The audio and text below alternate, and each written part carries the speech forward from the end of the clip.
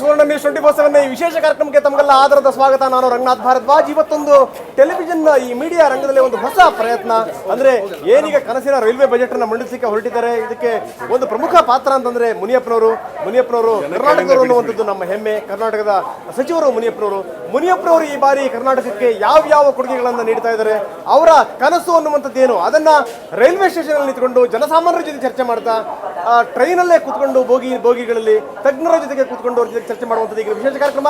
ಇದೇ ನಮ್ಮ ಕನಸಿನ ರೈಲು.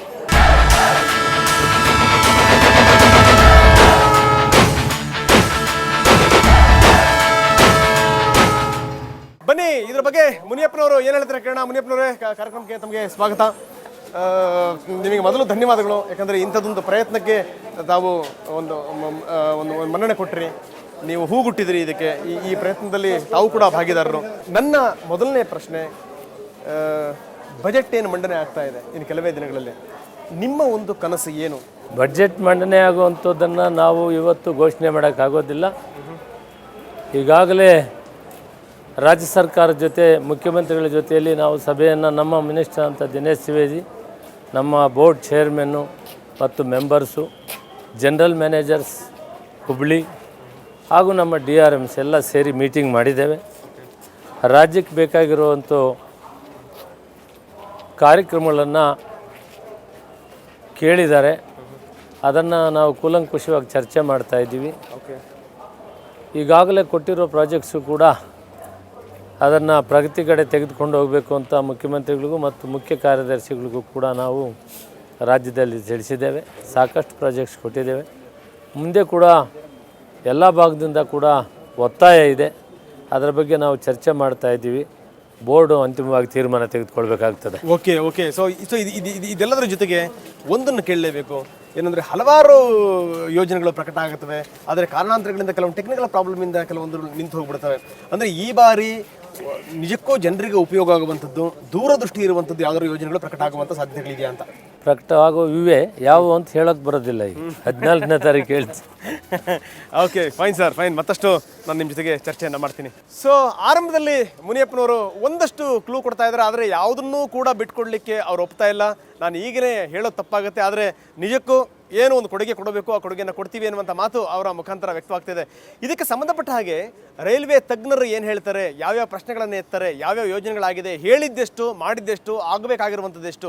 ನಿಜಕ್ಕೂ ಪಕ್ಕದ ರಾಜ್ಯಗಳನ್ನು ಕಂಪೇರ್ ಮಾಡ್ಕೊಂಡಾಗ ಉತ್ತರ ಭಾರತದ ನೋಡಿದಾಗ ಉತ್ತರ ಭಾರತದಲ್ಲಿ ರೈಲ್ವೆ ಅನ್ನುವಂಥದ್ದು ಏನಿದೆ ಅಂತಂದರೆ ಅದೊಂದು ಜನಸಾಮಾನ್ಯರ ನಾಡಿ ಆಗಿಬಿಟ್ಟಿದೆ ಅದು. ಸೊ ಇಂಥ ಸಂದರ್ಭದಲ್ಲಿ ದಕ್ಷಿಣ ಭಾರತದಲ್ಲಿ ಯಾಕೆ ನಿರೀಕ್ಷಿತ ಪ್ರಮಾಣದಲ್ಲಿ ನಾವು ಮೇಲಕ್ಕೆ ಹೋಗ್ತಾ ಇಲ್ಲ ಅನ್ನುವಂಥದ್ದು, ಅದರಲ್ಲೂ ಕರ್ನಾಟಕದ ಸ್ಥಿತಿ ಒಂದು ಲೆಕ್ಕದಲ್ಲಿ ಮುನಿಯಪ್ಪನವರು ಬಂದ ಮೇಲೆ ಸಾಕಷ್ಟು ಬದಲಾವಣೆಗಳಾಗಿದೆ. ಇದೆಲ್ಲದರ ಹೊರತಾಗಿಯೂ ಕೂಡ ಇನ್ನೂ ಆಗಬೇಕಾದಂಥ ಕೆಲಸಗಳು ಸಾಕಷ್ಟಿದೆ. ಇದಕ್ಕೆ ಸಂಬಂಧಪಟ್ಟಾಗೆ ತಜ್ಞರು ಏನು ಹೇಳ್ತಾರೆ ಕೇಳ ಬನ್ನಿ. ಬಸವರಾಜ ರಾಯರೆಡ್ಡಿ ನಮ್ಮ ಜೊತೆಗಿದ್ದಾರೆ. ಬಸವರಾಜ ರಾಯರೆಡ್ಡಿ ಮಾಜಿ ಸಚಿವರು, ಎಂಪಿಗಳಾಗಿದ್ದಂಥವರು, ರೈಲ್ವೆ ಹೋರಾಟದಲ್ಲಿ, ರೈಲ್ವೆಯ ಅನುಷ್ಠಾನದಲ್ಲಿ ಸಾಕಷ್ಟು ಪ್ರಯತ್ನ ಪಟ್ಟಿರುವಂಥವ್ರು.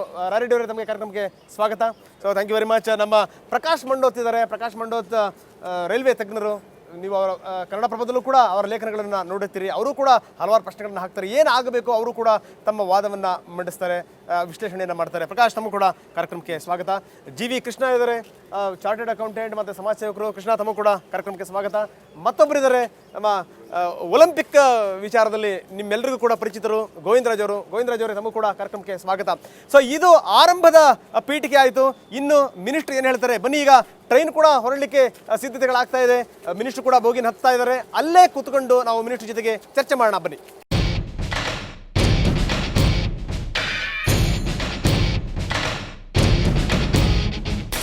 ನಮ್ಮ ಕನಸಿನ ರೈಲು ವಿಶೇಷ ಕಾರ್ಯಕ್ರಮಕ್ಕೆ ಮತ್ತೊಮ್ಮೆ ತಮಗೆಲ್ಲ ಸ್ವಾಗತ. ಇಲ್ಲಿ ತನಕ ಒಂದಷ್ಟು ಮಾತಾಡಿದ್ದೀವಿ ಮಿನಿಸ್ಟರ್ ಜೊತೆಗೆ ತಜ್ಞರಿದ್ದಾರೆ, ತಜ್ಞರ ಪರಿಚಯ ಕೂಡ ಆಗಿದೆ. ಬನ್ನಿ, ಅವರ ಕನಸುಗಳೇನು ಮತ್ತೆ ನಾನು ಶುರು ಮಾಡ್ತಾ ಇದ್ದೀನಿ. ಸರ್, ನನ್ನ ಆರಂಭದಲ್ಲಿ ಒಂದು ಪೀಠಿಕೆ ಹಾಕಿದೆ, ಬಹಳಷ್ಟು ಯೋಜನೆಗಳು ಪ್ರಕಟ ಆಗುತ್ತವೆ, ಆದರೆ ಎಲ್ಲೋ ಒಂದು ಕಡೆಗೆ ಏನಂದರೆ ರಾಜ್ಯ ಸರ್ಕಾರದ ಕೋಆಪರೇಷನ್ ಇಲ್ಲ ಅಂತಲೋ, ಅಥವಾ ನಮಗೆ ಜಾಗ ಸಿಗಲಿಲ್ಲ ಅಂತಲೋ, ಅಥವಾ ನಮಗೊಂದಿಷ್ಟು ಏನು ಅಂದರೆ ಸರ್ಕಾರದ ಬೆಂಬಲ ಸಿಗಲಿಲ್ಲ ಅಂತಲೋ, ಅಥವಾ ಟೆಕ್ನಿಕಲ್ ಪ್ರಾಬ್ಲಮ್ಗಳಿದೆ ಅಂತಲೋ ಯೋಜನೆಗಳು ನಿಂತು ಹೋಗ್ತವೆ. ಸೊ ಅಂಥದ್ರಲ್ಲಿ ಬಹಳ ಮಹತ್ವಾಕಾಂಕ್ಷಿ ಯೋಜನೆಗಳನ್ನು ಯಾವುದಾದ್ರೂ ಈ ಬಾರಿ ಪ್ರಕಟಿಸುವಂಥ ನಿರೀಕ್ಷೆಗಳಿದೆಯಾ ಅಂತ? ಈಗ ಮಾನ್ಯ ಮುಖ್ಯಮಂತ್ರಿಗಳು ಒಂದು ಕಮಿಟಿಯನ್ನು ಮಾಡಿ ಚೀಫ್ ಸೆಕ್ರೆಟರಿ ನೇತೃತ್ವದಲ್ಲಿ ನಮ್ಮ ಜನರಲ್ ಮ್ಯಾನೇಜರು ಮತ್ತು ರೆವಿನ್ಯೂ ಸೆಕ್ರೆಟರಿಯವರು, ಸಂಬಂಧಪಟ್ಟ ಸೆಕ್ರೆಟರಿಗಳು ಸೇರಿ ಒಂದು ಕಮಿಟಿ ಮಾಡಿದ್ದಾರೆ. ಆ ಕಮಿಟಿ ಪ್ರತಿ ತಿಂಗಳು ಕೂಡ ಸಭೆ ಮಾಡ್ತಾರೆ. ಅವರು ಈ ಮಧ್ಯೆ ಸಾಕಷ್ಟು ಜಮೀನನ್ನು ನಮಗೆ ಕೊಟ್ಟಿದ್ದಾರೆ. ಆದರೂ ಕೂಡ ಬೆಂಗಳೂರು ಮೈಸೂರಲ್ಲಿ ಒಂದು 2-3 ಕಡೆ ಬಾಟ್ಲ್ ನೆಕ್ ಇದೆ. ಅದು ಸೆಟ್ಲ್ ಮಾಡಿದರೆ ನಾವು ಫಾಸ್ಟಾಗಿ ಮಾಡ್ತೀವಿ. ಅಂದಾಜು 2013 ಅಂದ್ಕೊಂಡಿದ್ದೀವಿ. ಇನ್ನೂ ಸ್ವಲ್ಪ ಮುಂದೆ ಅದನ್ನು ಪೂರ್ತಿ ಡೆಡಿಕೇಶನ್ ಮಾಡಲಿಕ್ಕೆ ಅವಕಾಶ ಆಗ್ತದೆ. ನಾವು ಇದೇ ಯೋಚನೆ ಮಾಡಿ ನಾವು ಬ್ರಿಡ್ಜಸ್ಸನ್ನು ಫಸ್ಟು ನಾನು ಬರ್ತಾನೆ ಸ್ಟಾರ್ಟ್ ಮಾಡಿದೆ. ಸುಮಾರು 50-60 ಬ್ರಿಡ್ಜಸ್ ಕಟ್ಟಬೇಕಾಯಿತು. ಕಾವೇರಿ ಬೇಸನ್ನು ಪೂರ್ತಿ ಪ್ರಮಾಣದಲ್ಲಿ ರಾಮನಗರದಿಂದ ಶ್ರೀರಂಗಪಟ್ಟಣ, ಮಂಡ್ಯ, ಮೈಸೂರು, ಮದ್ದೂರು ಇವೆಲ್ಲವನ್ನು ಕೂಡ ನಾವು ಫೈನಲ್ ಅಂತ ತಂದುಬಿಟ್ಟಿದ್ದೀವಿ. ಭೂಮಿ ಪೂರ್ತಿ ಪ್ರಮಾಣದಲ್ಲಿ ಕೊಟ್ಟಿದ್ದಾರೆ. ಇನ್ನೊಂದು 10% ಭೂಮಿಯನ್ನು ಕೊಟ್ಟರೆ ಅದರ ಮುಖಾಂತರ ನಾವು ಪೂರ್ತಿ ಪ್ರಮಾಣದಲ್ಲಿ 6 ತಿಂಗಳ ಮೊದಲು ಮಾಡಬೇಕು ಇದನ್ನು ಅನ್ನೋ ಚಿಂತನೆಯಲ್ಲಿ ನಾನಿದ್ದೇನೆ. ನಮ್ಮ CEO ಕನ್ಸ್ಟ್ರಕ್ಷನ್ಸು ಮತ್ತು ಎಲ್ಲ ಅಧಿಕಾರಿಗಳು ಕೂಡ ಸೀರಿಯಸ್ಸಾಗಿ ಕೆಲಸ ಮಾಡ್ತಾಯಿದ್ದಾರೆ.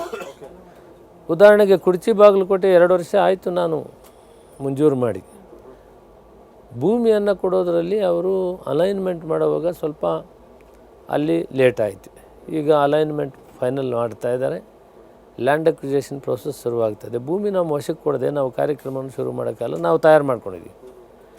ದಾವಣಗೆರೆ, ತುಮಕೂರು ಕೂಡ ಶೀಘ್ರದಲ್ಲಿ ಸರ್ವೆಯನ್ನು ಮುಗಿಸಬೇಕು ಅಂತ ಹೇಳಿದ್ದೇನೆ.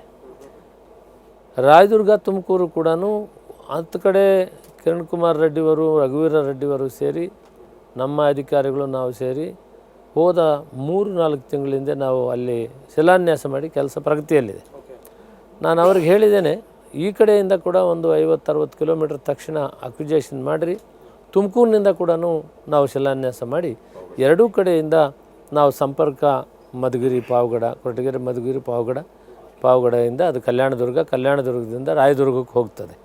ಅದು ಬಳ್ಳಾರಿಗೆ ನೇರವಾದ ಸಂಪರ್ಕವನ್ನು ಬೆಳೆಸುವಂಥದ್ದಾಗ್ತದೆ. ಆದ್ದರಿಂದ ಇದನ್ನು ಕೂಡ ಆದಷ್ಟು ಬೇಗ ಮಾಡಬೇಕು ಅಂತ ಹೇಳಿದ್ದೀನಿ. ಹಲವಾರು ಪ್ರಾಜೆಕ್ಟ್ಸನ್ನು ನಾವು ತೆಗೆದುಕೊಂಡಿದ್ದೇವೆ. ಕಾಸ್ಟ್ ಶೇರಿಂಗ್ ರಾಜ್ಯ ಸರ್ಕಾರ ಸಹಕರಿಸಿದ್ದಾರೆ. ಆದರೆ ವಿಷಯ ಏನಂದರೆ ಭೂಮಿ ವಶಕ್ಕೆ ಬರದೆ ಯಾವ ಪ್ರೋಗ್ರಾಮೂ ಶುರುವಾಗಲ್ಲ. ಆದ್ದರಿಂದ ಹೋದ ಮೀಟಿಂಗಲ್ಲಿ ಮುಖ್ಯಮಂತ್ರಿಗಳಂಥ ಸದಾನಂದ ಗೌಡರು, ನಮ್ಮ ಮಂತ್ರಿಗಳಾದಂಥ ದಿನೇಶ್ ತ್ರಿವೇದಿಯವರು, ನಮ್ಮ ಎಲ್ಲ ಅಧಿಕಾರಿಗಳು, ಸಂಬಂಧಪಟ್ಟ ಮುಖ್ಯ ಕಾರ್ಯದರ್ಶಿ ಜೊತೆಯಲ್ಲಿ ಕಾರ್ಯದರ್ಶಿಗಳು ಎಲ್ಲ ಇದ್ದರು. ಈಗ ಇದ್ರ ಬಗ್ಗೆ ಬಹಳ ನಾವು ತ್ವರಿತವಾಗಿ ಮಾಡಬೇಕು. ಯಾವ ಉದ್ದೇಶಕ್ಕೆ ನಾವು ಪ್ರಾಜೆಕ್ಟ್ಸ್ ಮಾಡ್ತೀವಿ ಅದನ್ನು ಸಕಾಲಕ್ಕೆ ನಮಗೆ 4 ವರ್ಷ, ಹೆಚ್ಚು ಅಂದರೆ 5 ವರ್ಷಕ್ಕೆ ಪ್ರಾಜೆಕ್ಟನ್ನು ಮುಗಿಸ್ತೇವೆ. ಜಮೀನನ್ನು ನಮ್ಮ ವಶಕ್ಕೆ ಆದಷ್ಟು ಬೇಗ ಮೊದಲನೇ ವರ್ಷದಲ್ಲೇ ಕೊಟ್ಬಿಡ್ಬೇಕು. ಓಕೆ ನಾನು ಆಗಲೇ ಪೂರ್ವಭಾವಿಯಾಗಿ ಮಾತಾಡ್ತಾ ಇದ್ದೆ. ನಾನು ಬಸವರಾಜ ರೆಡ್ಡಿ ಹತ್ರ ಅವ್ರು ಹೇಳ್ತಾ ಇದ್ರು, ಏನಾದರೂ ಯೋಜನೆಗಳಾಗಿಲ್ಲ ಅನ್ನಲಿಕ್ಕೆ ಅದರಲ್ಲಿ ಕರ್ನಾಟಕದ ಪಾತ್ರ ಕೂಡ ಭಾಳ ದೊಡ್ಡದಿದೆ ಅಂತ. ಅಂದರೆ ಆ ಪಕ್ಷ ಈ ಪಕ್ಷ, ಆ ಪಾರ್ಟಿ ಈ ಪಾರ್ಟಿ, ಅಥವಾ ಆ ಸರ್ಕಾರ ಈ ಸರ್ಕಾರ ಅನ್ನುವಂಥದ್ದಲ್ಲ, ಒಟ್ಟಾರೆಯಾಗಿ. ಸೊ ಅದರಲ್ಲಿ ತಾವು ಕೂಡ ಹೇಳ್ತಾ ಇದ್ದೀರಿ, ಎಲ್ಲೋ ಒಂದು ಕಡೆಗೆ ಭೂಮಿನೇ ನಮ್ಮ ವಶಕ್ಕೆ ಬರಲಿಲ್ಲ ಅಂದರೆ ಏನು ಮಾಡ್ಲಿಕ್ಕೆ ಸಾಧ್ಯ ಅಂತ.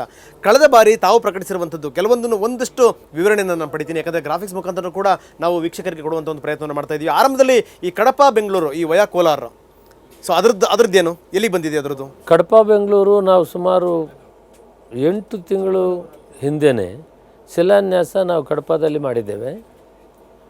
ಅಲ್ಲಿಂದ ನಾವು ಈಗ ಅಲ್ಲಿ ಶಿಲಾನ್ಯಾಸ ಪ್ರಾರಂಭ ಆಗಿದೆ. ಮೊನ್ನೆ ಮೀಟಿಂಗಲ್ಲಿ ನಾವು ತೀರ್ಮಾನ ತೆಗೆದುಕೊಂಡಿದ್ವಿ, ಕಡಪ, ಮದನಪಲ್ಲಿ, ಬಂಗಾರಪೇಟೆ ಕನೆಕ್ಷನ್ ಬರ್ತದೆ ವಯ್ಯ ಮದನಪಲ್ಲಿ, ಮುಳುಬಾಗಿಲು, ಬಂಗಾರಪೇಟೆ ಕಡೆಯಿಂದ ಸರ್ವೆ ಪ್ರಗತಿಯಲ್ಲಿದೆ. ಸರ್ವೆ ಆದಷ್ಟು ಬೇಗ ನೀವು 3 ತಿಂಗಳಲ್ಲಿ ನೀವು ಲ್ಯಾಂಡ್ ಅಕ್ವಿಜೇಷನ್ ಮಾಡಬೇಕು ಅಂತ ಹೇಳಿದ್ದೇವೆ. ಇವತ್ತಿಗೆ 6 ತಿಂಗಳೊಳಗಡೆ ಇಲ್ಲಿ ಕೂಡ ಕೆಲಸ ಪ್ರಾರಂಭ ಆಗ್ತದೆ. ಎರಡೂ ಕಡೆ ಕೆಲಸ ಪ್ರಾರಂಭ ಆದರೆ ಬೇಗ ಈ ಪ್ರಾಜೆಕ್ಟ್ ಮುಗಿಯೋಕ್ಕಾಗ್ತದೆ. ಸುಮಾರು 150ರಿಂದ 200 ಕಿಲೋಮೀಟರ್ ದೂರ ಇದೆ. ಇದು ಹೆಚ್ಚಿನ ಹಣ ಖರ್ಚು ಮಾಡ್ತಾಯಿದ್ದೀವಿ. ರಾಜ್ಯ ಸರ್ಕಾರಗಳು ಸಹಕರಿಸ್ತಾ ಇದ್ದಾವೆ ಸಹಭಾಗಿತ್ವವಾಗಿ. ಅಲ್ಲ, ಯಾಕಂದರೆ ನಿಜಕ್ಕೂ ಒಳ್ಳೆಯ ಯೋಜನೆ. ಬೆಂಗಳೂರು, ವಿಜಯವಾಡ, ಅಪ್ ಟು ಕೋಲ್ಕತ್ತಾ ತನಕ ಹೋಗುವಂಥದ್ದು. ಸೊ ಆ ಥರದ್ದೊಂದು ಇಲ್ಲ, ನಮ್ಗೆ ಬೇಕಾಗಿದೆ ಅಂತ. ಅಷ್ಟೇ ಅಲ್ಲ, ನಾವೀಗ ಈ ವೈಟ್ ಫೀಲ್ಡ್ ಕೋಲಾರದನ್ನು ಮುಳುಬಾಗಲ್ ಮಾರ್ಗವಾಗಿ ಮದನಪಲ್ಲಿ, ಮುಳುಬಾಗಲ್ ತಿರುಪತಿ ಕನೆಕ್ಷನ್ ಕೊಡ್ತಾ ಇದ್ದೀವಿ. ಫಸ್ಟ್ ಈಗ ಕಡಪ ಬೆಂಗಳೂರು ಬಗ್ಗೆನೇ ಮಾತಾಡೋಣ. ಈಗ ಕಡಪ ಬೆಂಗಳೂರು ಈಗ ನಾವು ಪೂರ್ತಿ ಪ್ರಮಾಣದಲ್ಲಿ ಟಾಪ್ ಪ್ರಯಾರಿಟಿಯಲ್ಲಿ ತಗೊಂಡಿದ್ದಾರೆ. ಮಾನ್ಯ ಮುಖ್ಯಮಂತ್ರಿಗಳು ಸೂಚನೆಯನ್ನು ಕೊಟ್ಟಿದ್ದಾರೆ. ಆದಷ್ಟು ಬೇಗ ಈ ಜಮೀನನ್ನು ವಶಕ್ಕೆ ಕೊಡಬೇಕು ಅನ್ನೋದ್ರ ಬಗ್ಗೆ ಅದು ಕೂಡ ಪ್ರಗತಿಯಲ್ಲಿದೆ. ಸುಮಾರು 2,000 ಎಕರೆ ಜಮೀನನ್ನು ಕೂಡ ನಮ್ಮ ಕೃಷಿಗೆ. ಓಕೆ, ಮುನಿಯಪ್ಪನವ್ರ ಜೊತೆಗೆ ಇನ್ನಷ್ಟು ಮಾತಾಡೋಣ. ಅವರ ಯೋಜನೆಗಳೇನು, ಅವರ ಕನಸುಗಳೇನು, ಜೊತೆಗೆ ತಜ್ಞರು ಏನು ಹೇಳ್ತಾರೆ ಅದನ್ನು ಕೂಡ ಕೇಳೋಣ. ಅದಕ್ಕಿಂತ ಮೊದಲು ಒಂದು ಪುಟ್ಟ ವಿರಾಮ.